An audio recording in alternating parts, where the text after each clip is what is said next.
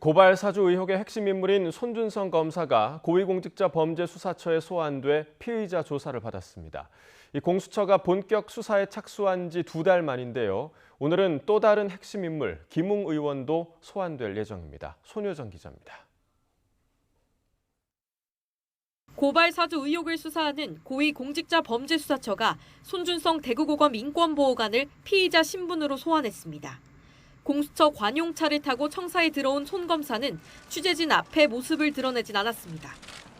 손 검사 소환 조사는 고발 사주 수사가 본격화한 지 2달 만에 처음으로 구속영장이 기각된 지 일주일 만입니다.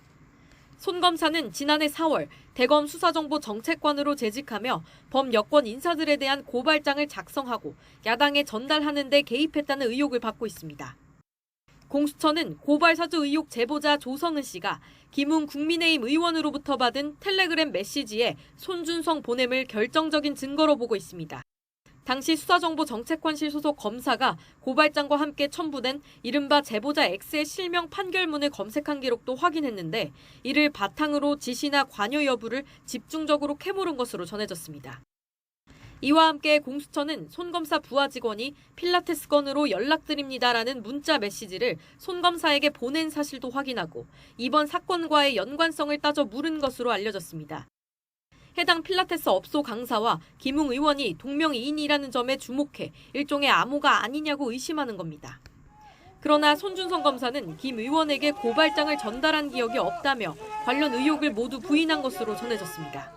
특히 손 검사는 대검 근무 당시 SNS로 많은 고소고발장을 전달받아 대부분 이를 다시 첨부해 반송해왔다는 입장을 유지하고 있습니다. 문제가 된 고발장도 본인이 처음 전송한 게 아니라는 주장입니다. 또 실명 판결문도 정보 수집차 검색한 것이라고 반박한 것으로 전해졌습니다. 앞서 구속영장 청구서에서 손 검사 외 등장인물을 성명불상이라고 적시하며 범죄 혐의점을 소명하지 못했던 공수처가 이번 조사에서 새로운 물증을 제시했는지가 수사 성패를 좌우할 것으로 보입니다. 공수처는 오늘 또 다른 핵심 인물 김웅 의원을 불러 손 검사 조사 결과를 바탕으로 고발장 작성 주체와 검찰과의 연루 정황 등을 추궁할 예정입니다. YTN 손효정입니다.